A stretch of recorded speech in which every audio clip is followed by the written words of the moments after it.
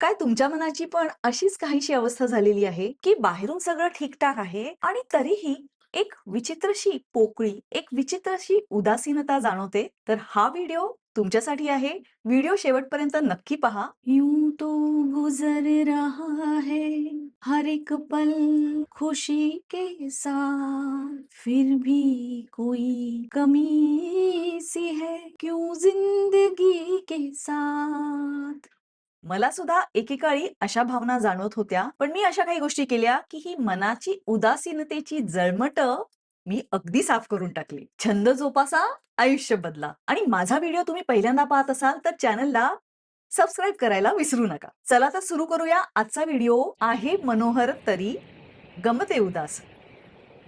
आहे मनोहर तरी गमते उदास. सुनीता देशपांडेंच्या आत्मचरित्राचं हे शीर्षक आहे. पण ते थोड्याफार प्रमाणात आपल्या आयुष्याला पण लागू पडतं असं कधी-कधी वाटतं. हो की नाही? आणि स्पेशली 50शी 55 उलटून गेली आणि 60 जवळ आली, की ही फिलिंग जास्तच जास्त जाणवायला लागते. बाहेरून तर सगळं ठीक दिसत असतं. संसाराचा मोठा टप्पा पार पडलेला असतो. काळजीपूर्वक पैसे वाचवून बँकेत बचतही केलेली असते. मुलं शिक्षण आटपून आपापल्या पायावर उभी राहिलेली असतात. पुरुष मंडळी रिटायर व्हायला आलेली असतात किंवा रिटायर झालेली असतात आणि माझ्यासारख्या पूर्वी जॉब करणाऱ्या स्त्रिया कॉर्पोरेट लाईफच्या धकाधकीतनं सुद्धा जरा निवांतपणा शोधत असतात. आणि अगदी होममेकर म्हणाव्या अशा स्त्रियांचं सुद्धा घरातलं प्रेशर थोडं कमी झालेलं असतं. मग हे एवढं सगळं असून सुद्धा ही अशी पोकळी, ही अशी उदासीनता का बरं जाणवायला लागते? माझ्या मनात अशा प्रकारचे विचार खूपदा येतात, की आता आयुष्यात पुढे काय करायचं आहे? आयुष्याचा पर्पज तरी काय आहे? रोजचा आला दिवस घालवायचा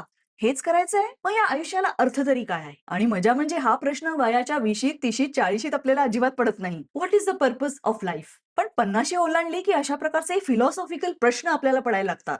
आयुष्याचा पर्पज काय?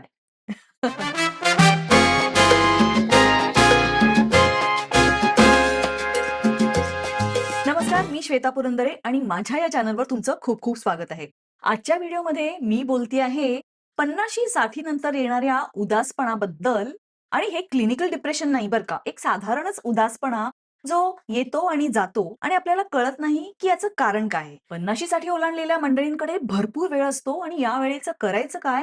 हा प्रश्न खरं सांगायचं तर आजकाल अजिबात पडत नाही. कारण आपल्याकडे मनोरंजनाची इतकी साधनं झाली आहेत. टीव्ही म्हणा, Amazon प्राईम म्हणा, Netflix म्हणा, OTTचे एवढे सगळे प्लॅटफॉर्म्स आहेत. इतका सारा कंटेंटचा भडीमार असतो, की काय बघू काय नको होतं. बरेचदा आपण ठरवतो, की जेवता-जेवता कुठला तरी टीव्ही चॅनल बघूया आणि चॅनल स्क्रोल करता-करताच जेवण संपायची वेळ येते. हे झालं घरातल्या करमणुकीबद्दल. आणि घराबाहेर जरी तुम्ही पडलात आणि अगदी ट्रॅफिकमध्ये जरी अडकलात, तर तुमच्याकडे टीव्ही जरी नसला, तरी तुमच्याकडे पर्सनल टीव्ही आहे, तुमचा मोबाईल फोन. मग काय त्याच्यावरही तुम्ही सोशल मीडिया बघत असता. Instagram म्हणा, Facebook म्हणा किंवा YouTube. आता हा व्हिडिओ सुद्धा तुम्ही YouTubeवरच बघत आहात, हो की नाही? बरं, सोशल मीडियावर वेळ घालवणं वाईट नाहीये. पण सोशल मीडिया जर तुमचं आयुष्य व्याप्त करायला लागला, तर मात्र प्रॉब्लेम आहे. काय तुमचा नवरा बाईल वेडा?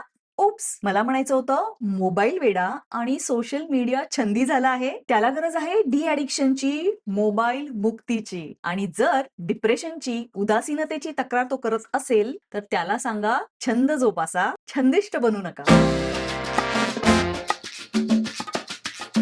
तुम्हाला कोणी व्यसनी, छंदी असं म्हटलं तर तुम्हाला आवडेल का? पण तुमच्या नकळतच तुम्हाला सोशल मीडियाचं व्यसन लागलं आहे. खरं की नाही? खरं सांगा. तर सोशल मीडिया पाहणं हा एक छंद असू शकतो. पण काय तुम्ही छंदिष्टच झाला आहात? सोशल मीडिया जंकी झाला आहात? तर काळजी घ्या बरं का.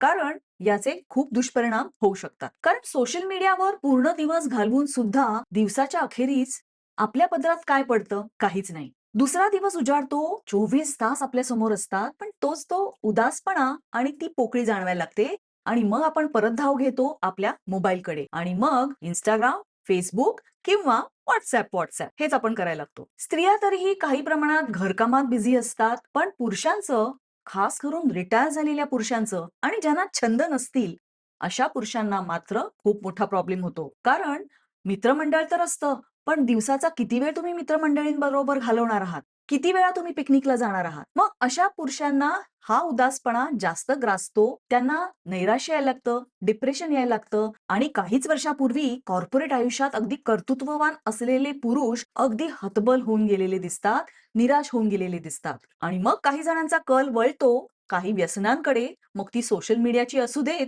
किंवा इतर असू देत. तुम्ही म्हणाल Instagram आणि Facebook यामुळे दुष्परिणाम होऊ शकतो, उदासीनता येऊ शकते. जरूर येऊ शकते. कारण हे सोशल मीडियाचं जग जे आहे ना, अतिशय फसवं आहे. कारण यातली जी लोकं आहेत ना, ते तुम्हाला त्यांचं खरं आयुष्य कधीही दाखवत नाही. तो एक मोठा पडदा असतो. एक प्रकारचा मुखवटा वापरून ते सोशल मीडियावर रील पोस्ट करत असतात. छान-छान कपडे घालून, वेगवेगळ्या ओकेजनला, वेगवेगळ्या रेस्टॉरंटमध्ये पार्टी करताना, मजा करताना, व्हेकेशन करताना तुम्ही सतत त्यांना बघत असता. आणि मग कुठेतरी तुम्ही त्यांचं आयुष्य आणि स्वतःचं आयुष्य याची तुलना करायला लागतात. तुम्ही हे विसरून जाता, की जे दाखवलं जातंय ते खरं नाहीये, पण ते तुम्ही खरं समजायला लागता. रोजच्या आयुष्यात जर त्यांच्या बाबतीत ही अशी मजा असू शकते, ते नेहमीच असे आनंदी असू शकतात, तर तुम्ही का नाही बरं? असं तुम्ही विचार करायला लागता. सोशल मीडियाचे रील स्क्रोल करून डोपामाइनचा तुम्हाला सर्ज मिळत राहतो आणि त्या डोपामाइनची तुम्हाला सवय व्हायला लागते. आणि जेव्हा तुमच्या रोजच्या रुटीन आयुष्यात हा डोपामाइनचा डोस तुम्हाला मिळेनासा होतो, तेव्हा तुमची अवस्था एखाद्या जंकीसारखी होते, ज्याला त्या डोसची सारखी आवश्यकता असते. आणि मग तुम्हाला सोशल मीडिया विड्रॉवलचे सिम्पटम्स व्हायला लागतात. आणि ही जी उदासीनतेची जड आहे ना, हे सोशल मीडियाचा डोपामाइनचं ॲडिक्शन आहे. सारखी Instagram, Facebookची रील्स बघून मेंटल एक्झॉशन होऊन जातं आणि सारखी तुलना करून मनात एक निगेटिव्ह थॉट प्रोसेस व्हायला लागते. आपण सारखं विचार करायला लागतो, माझं आयुष्य त्या रील मधल्या दाखवलेल्या बाईसारखं किंवा माणसासारखं का बरं नाहीये? पण तुम्ही विसरून जाता, की ते त्यांचं खरं आयुष्य नसतं. तो एक चित्रपटच असतो त्यांचा. पण तुम्ही भुरळून जाता, तुम्ही त्यालाच सत्य मानायला लागता आणि तुम्हाला वाटायला लागतं, की अरे माझ्या आयुष्यात कमतरता आहे की काय? पण हे असं नसतं. रुटीन आयुष्य अगदी साधं असतं. पण तुम्ही तुमच्या रुटीन आयुष्याला बनवू शकता रंगीबेरंगी वेगवेगळे छंद जोपासून. पंछी बनूं उड़ती फिरूं मस्त गगन में, आज मैं आजाद हूँ दुनिया के चमन में. मी जॉब सोडला आणि मला इतकं मुक्त वाटायला लागलं, कारण माझ्याकडे वेळच वेळ होता. कॉर्पोरेट लाईफमध्ये 30 वर्ष मी अतिशय बिझी होते आणि ही वर्किंग लाईफ मी खूप एन्जॉय केलं. इतकं एन्जॉय केलं, की मी शनिवार, रविवार सुद्धा ईमेल्स काय आली आहेत आणि त्याला मी किती पटकन उत्तरं देते, अशी माझी जणू माझ्याशीच शर्यत लागलेली असायची. आणि मग मला एक क्षणी वाटलं, की बस झालं आता आणि मी जॉब सोडला. इनबॉक्समध्ये ईमेल्स नाहीत, त्यांना उत्तरं द्यायची नाहीत, प्रोजेक्ट्स नाही, ट्रॅव्हल नाही, ऑफिसच्या जबाबदारीतनं सुटले, ऑफिसची तकतक नाही, घरातल्या पण बऱ्याचशा जबाबदाऱ्या पार पडलेल्या आणि हाताशी भरपूर वेळ. आणि घरी बसून मी काय केलं असेल तुम्ही चकित व्हाल, मी चक्क मोबाईल गेम्स खेळत होते. अगदी तासनतास कँडी क्रश खेळण्यात माझा वेळ जायचा. माझा मुलगा तर मला हसायचा, की आई तुझं काय चाललंय? पण या कँडी क्रशच्या विळख्यातून मला बाहेर काढलं माझ्या आईनी. माझी आई म्हणाली, अगं तुझ्या शिक्षणाचा आणि तुझ्या एवढ्या एक्सपिरियन्सचा फायदा काय? तू तासनतास कँडी क्रशच खेळत बसलीस तर? आणि तो माझ्या आयुष्यात एक टर्निंग पॉइंट ठरला. आणि मी असं ठरवलं, मी अशा काही गोष्टी जरूर करणार आहे, ज्यामुळे वेळेचा सदुपयोग होईल. माझ्या रोजच्या आयुष्यात एक सेन्स ऑफ पर्पज येईल. दुसऱ्या दिवशी काय करायचं याबद्दल एक उत्सुकता, एक कुतूहल कायम राहील आणि दिवस पार पडल्यावर एक मानसिक समाधान असेल, की हो आजचा दिवस छान गेला, प्रोडक्टिव्ह गेला. आणि अशा काही गोष्टी करीन ज्यामुळे माझ्या मनाच्या कक्षा रुंदावतील, मी काहीतरी नवीन शिकेन, अशा काही गोष्टी करीन ज्यामुळे माझ्या आरोग्यासाठी मलाच फायदा होणार आहे. स्ट्रेस कमी होईल, अँक्झायटी कमी होईल आणि हा जो उदासपणा किंवा जी मानसिक पोकळी लोकांना जाणवते तिचा मागमूसही राहणार नाही. आणि या गोष्टी म्हणजे आहेत छंद, वेगवेगळ्या प्रकारचे छंद. आणि असं काही नाहीये की तुम्हाला एकच किंवा दोनच छंद असावेत, भरपूर छंद असले पाहिजेत. तेव्हा छंदी व्हा, छंदिष्ट होऊ नका, सोशल मीडिया जंकी होऊ नका. जर का तुम्हाला तुमच्या मनाला उभारी आणायची आहे, तुम्हाला तुमच्या आयुष्यात काहीतरी पर्पज आहे ही भावना पाहिजे, तर काही छंद